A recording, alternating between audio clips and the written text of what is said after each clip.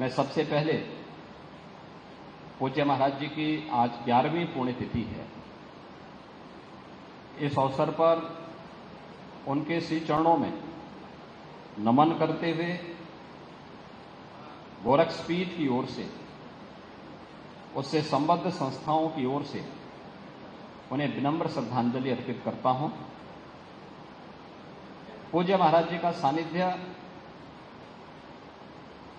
गोरखपुर वासियों को, पूर्वी उत्तर प्रदेश वासियों को और देश भर के सनातन धर्मावलंबियों को बहुत नजदीक से मिला था।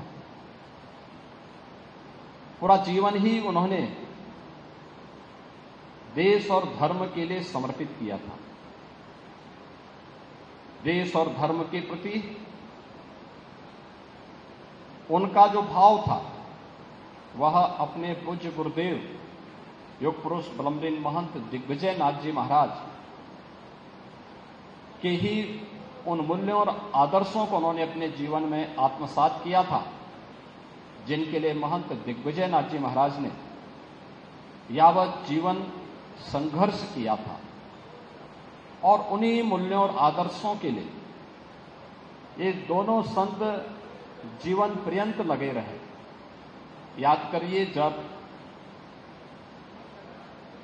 यह देश गुलाम था, 1932 में उन्होंने महाप्रताप शिक्षा परिषद की स्थापना की। और शिक्षा परिषद की स्थापना के पीछे का हेतु कोई श्रेय लेने के लिए नहीं,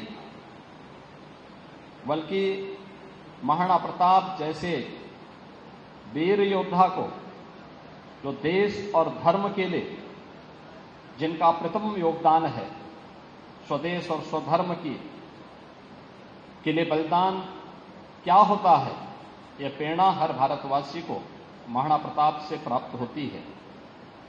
तो महाराणा प्रताप के प्रति कृतज्ञता ज्ञापित करते हुए उनके नाम पर उन्होंने पहली संस्था स्थापित की। फिर यह श्रृंखला आगे बढ़ती गई। महाराणा प्रताप कॉलेज बना, महाराणा प्रताप महिला कॉलेज बना, देश स्वतंत्र हुआ, गोरखपुर में विश्वविद्यालय की स्थापना हो और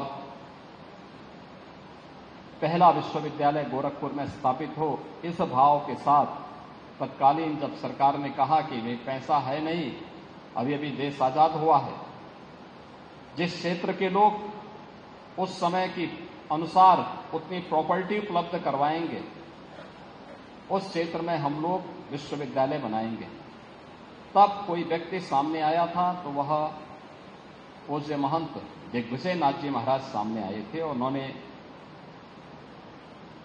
मंदिर से जुड़ी हुई दो संस्थाएं, महाराणा प्रताप महाविद्यालय और महाराणा प्रताप महिला महाविद्यालय, प्रदेश सरकार को देकर के गोरखपुर में विश्वविद्यालय की स्थापना का शुभारंभ किया था। इसके बाद महिला शिक्षा को लेकर के, तकनीकी शिक्षा को लेकर के, आयुष की शिक्षा को लेकर के, एक संस्कृत की शिक्षा को लेकर के, यानी जीवन के हर एक पक्ष को लेकर के जहां यह अभियान चल रहा था, क्योंकि वो जानते थे किसी भी सभ्य समाज और सशक्त राष्ट्र की आधारशिला एक गुणवत्तापूर्ण शिक्षा ही हो सकती है, संस्कारों से युक्त शिक्षा ही हो सकती है। एक और इस पर ध्यान देना। दूसरी तरफ देश आजाद हुआ है, तो आजाद भारत में आजादी के अनुरूप गुलामी के अंशों को समाप्त करने का भाव हर भारतवासी के मन में पैदा हो। अयोध्या में श्री राम जन्मभूमि पर भगवान श्री राम के भव्य मंदिर निर्माण के कार्यक्रम को भी आगे बढ़ाना है।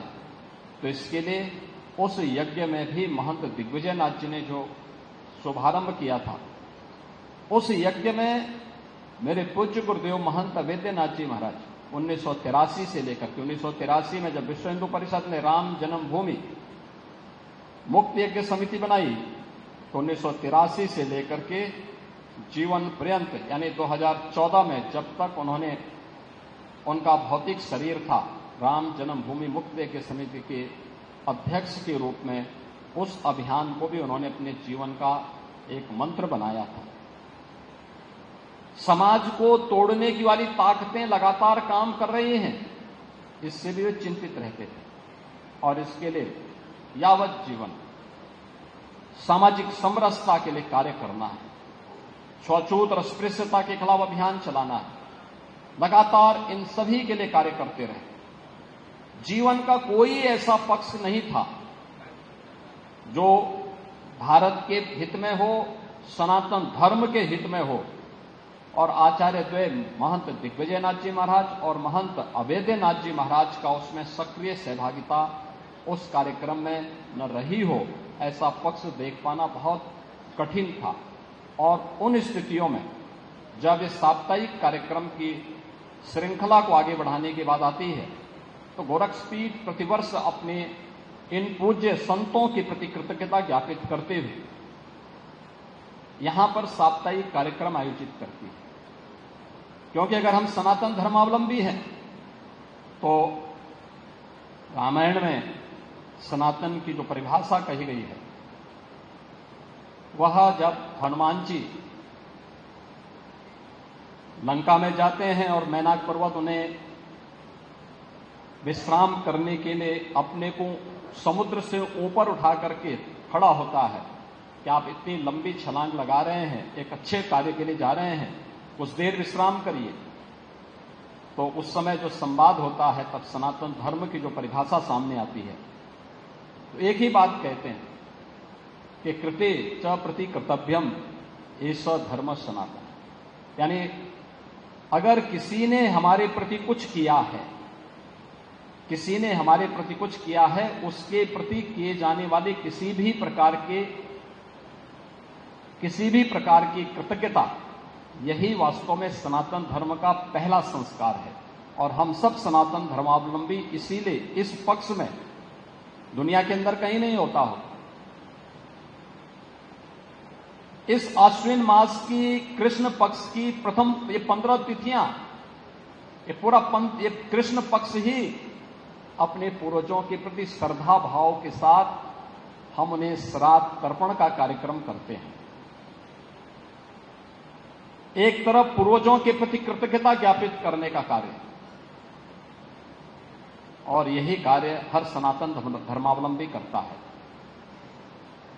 गोरक्षपीठ की परंपरा में इन दोनों पूज्य संतों ने, पूज्य महंत दिग्विजयनाथ जी महाराज ने आश्विन कृष्ण तृतीया को अपनी भौतिक देह को, उस नश्वर शरीर को त्यागा था 1969 में, और पूज्य महंत अवैधनाथ जी महाराज ने अपने नश्वर काया को आश्विन कृष्ण चतुर्थी को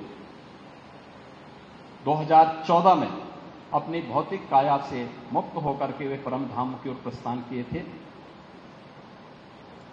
और ये संजोग से वही पितृपक्ष का अवसर होता है जब पूर्वजों के प्रति कृतज्ञता ज्ञापित करने के साथ ही हम अपने इन दोनों पूज्य संतों के प्रति उनके द्वारा जो मार्ग हमें दिखाया गया है, जीवन के उन सभी पक्षों को समेट करके संगोष्ठी और कथा ज्ञान यज्ञ के माध्यम से इस श्रद्धांजलि कार्यक्रम को आगे बढ़ाते हैं।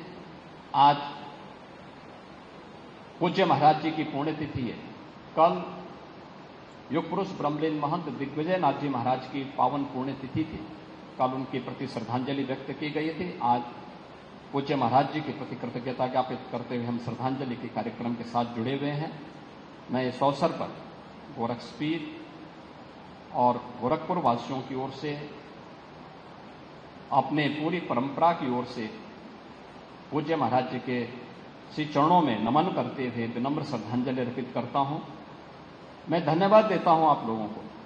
कार्यक्रम 10 बजे से था, मौसम खराब हो रहा है, और सबके बावजूद आप सब भी और पूज्य संतजन भी समय के 2 घंटे पहले इस कार्यक्रम में उपस्थित हो गए। इसके लिए भी मैं आप सबको हृदय से धन्यवाद ज्ञापित करता हूं, और ये हमारी प्रतिबद्धता है देश के लिए, समाज के लिए।